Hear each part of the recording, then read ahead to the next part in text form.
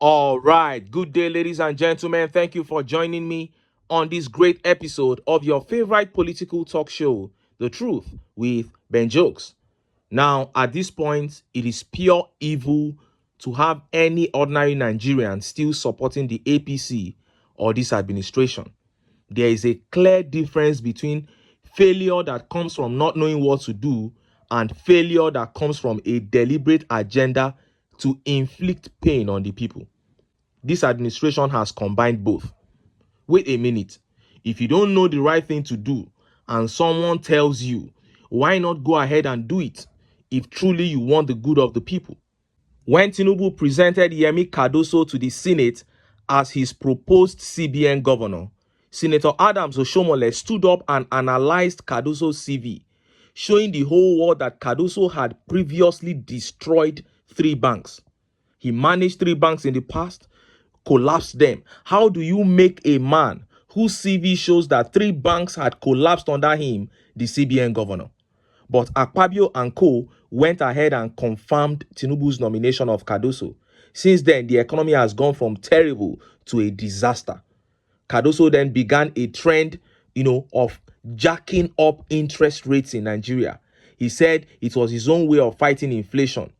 Basic economics shows that if you increase interest rates, you reduce the amount of money in circulation, thereby reducing the purchasing power. And that is supposed to battle inflation. But this method is only used to curb an inflation that is caused by high demand. That's a demand pull inflation. Not in our own case where inflation is caused by insecurity and the fall of the naira. And Peter Obi warned and warned. He said, TINUBU and CARDOSO, you guys are destroying the economy with this interest rate increase to 30%. They called him names. Now, Dangote has come out to fire at TINUBU and CBN Governor CARDOSO. He said the same thing Peter Obi said, that with interest rate at 30%, no one will be able to create jobs. Before I show you that video and how Nigerians reacted, let me quickly show you this video. The government, instead of fixing the security challenges in Nigeria so that food production can increase, they are hell-bent on forcing GMOs, genetically modified products, on Nigerians. They have now sent their food soldiers to spread the news in the media. See this video.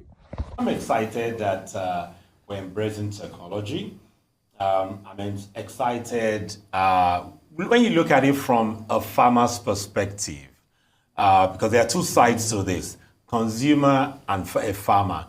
When a farmer hears that there's a seed that helps him or her protect his livelihood, reduces the pest infestation, helps secure revenue and sustainability of the family, no more losses, all farmers will be excited, okay?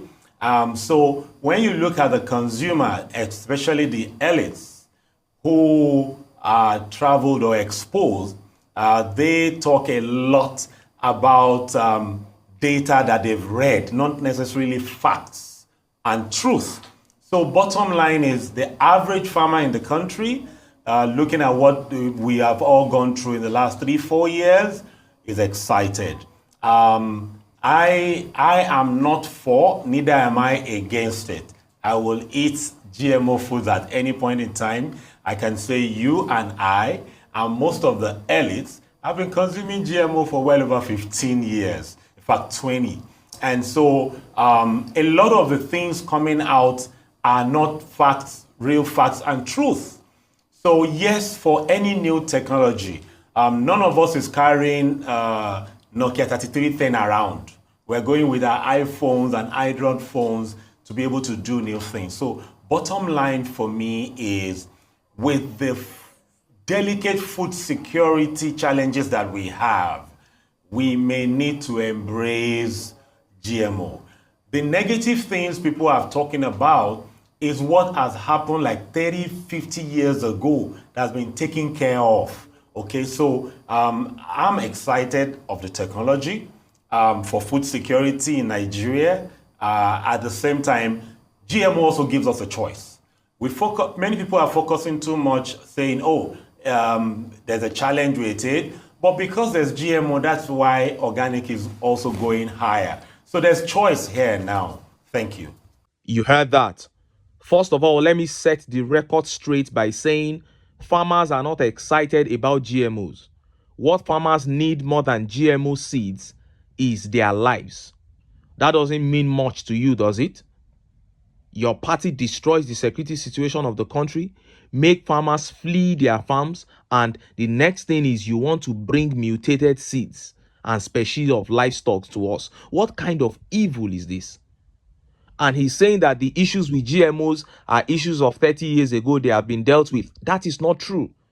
Many scientists all over the world are still criticizing these GMOs, advising people to go organic. People all over the world are being encouraged to go organic because the processed foods that we consume are robbing us of our health. And here is a government saying instead of fighting insecurity, import GMOs. How are we ever going to improve the value of the naira? We that are supposed to be producing for exports, now we are hell-bent on importing GMOs. And he's saying that it is not by force that people are still going to be able to choose between GMOs and organic foods, when we know that the organic foods will then become extremely expensive when the GMOs are available. Only the elites will be able to afford the organic foods. Then the masses would have no choice than to go for the killer GMOs because they will make them extremely cheap to achieve their aim. This is wickedness. Point blank, period. Nigerians must not accept this. Now, let us look at that speech by Dangote where he criticized the move by TINUBU and CARDOSO to jack the interest rate up to 30%. See the video. Mr. Vice President, Your Excellency, I know that today we're battling with a very high interest rate. This interest rate is now saying that we should fight inflation. I'm not an economist. I'm just a local businessman. But, Your Excellency, the other countries, why did they jack up interest rates? Because during COVID, the G7 countries pumped money into their economies to the tune of 18.9 trillion. So their economies were over, they were over, they were evaporated with so many things. So there are so much of money chasing few goods. So if you have so much of money chasing fewer goods, it means that everything is going to go up. But, Your Excellency, during COVID, we did not, and I repeat, we did not reflect any economy at all. We didn't do anything. The only thing that we did was sharing of palliatives. I'm not talking about Nigeria now. I'm talking about Africa in general. There's no any African country that came. Maybe some few have actually given lower interest rates. But right now, Your Excellency, at 30%, there's no way anybody can create jobs. If interest rate is 30%, there won't be any job creation because we're actually stifling growth.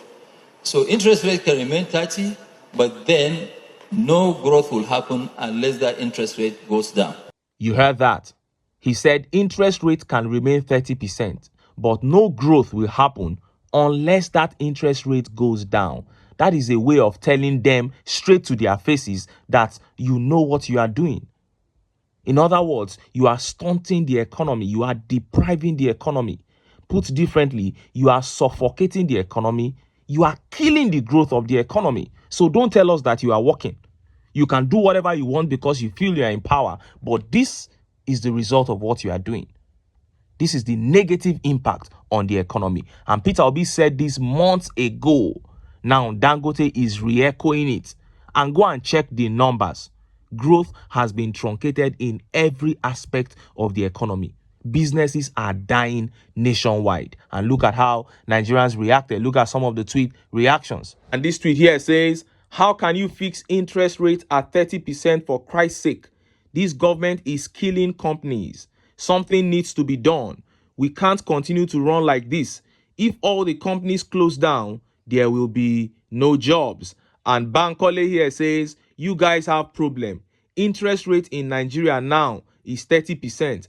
and you claim Dangote is demarketing Nigeria when he's seeing reality. No job can be created in such economy. Here in the USA, interest rate moved from 2% to 7%, and it is one of the reasons Biden is losing. At 7%, the USA is complaining that the interest rate is too high, but Nigeria government have their own at 30%. Despicable. And this tweet by Signal says, the truth is that few people will be willing to go into business with an interest rate of 30%. Why? Apart from servicing such high interest rates, you will need to pay for power, fuel, raw materials, office rent, manpower, then family expenses. So Peter Obi was very correct before now. And Ebony here sarcastically said, how unpatriotic of Alhaji to be following the same route as Obedience. She's being sarcastic there, because when Peter Obi and Obedience spoke about these high interest rates and how it was going to destroy the economy, some people said they were saying it because they are not in office. Now look at it. And this tweet here by Northwest Youth for TINUBU and Shettima says, I swear to God, there is seriously no favorable environment for business in this nation again, especially small businesses. A mudu of flour is 1,500 naira last week. Just to go yesterday, I met it at 1,700 naira. We are actually in a serious problem, our dear nation. But you are supporting TINUBU and Shettima. And Frau Moody replied him. He says, leg they pay you, stand on the mandate. We have 3 more years. Yes, Shebi, you are standing on the mandate. And Abdul Basit Dansoho also replied him. He said, you carry a Milo con for your profile. You dey talk this? Why are you still complaining? A Milo con is on your profile. Go and meet them. Let them give you money to do business. And this tweet here says, na statistics we go chop, mocking Tinubu. Then he said, when Peter Obi spoke like this, APC government and their supporters hurled insults at him. Now Dangote is speaking in like manner. I hope they insult him too. That is it. The man Peter Obi keeps giving them counsels, but they don't accept it. That was why I said at the beginning that anyone still supporting APC is just plain evil. Interest rate at 30%, that is arguably the highest in the world. It clearly shows that the government does not intend for the people to be productive. Because with interest rates at that amount, taking loans to start businesses or improve businesses becomes a tremendous risk. A risk not worth taking at all, especially in a business environment where vital business determinants like exchange rates are as unstable as the wind. Dangote just said it, unemployment everywhere as a result of disastrous government policies. And what happens when we have more unemployment? Poverty increases and insecurity follows. It is a circle and the results are inevitable. And this is how it will continue under the APC. If Nigerians want a prosperous nation, if they want a nation that they can be proud of, a nation they can thrive in as worthy citizens, then they need to put their sentiments aside, come together and kick the APC out of power. But until then, make I still enter town. Make I go get some ogbonge political news wey una go like. Why? Because of una, na I dey here. So don't go away. Don't go away.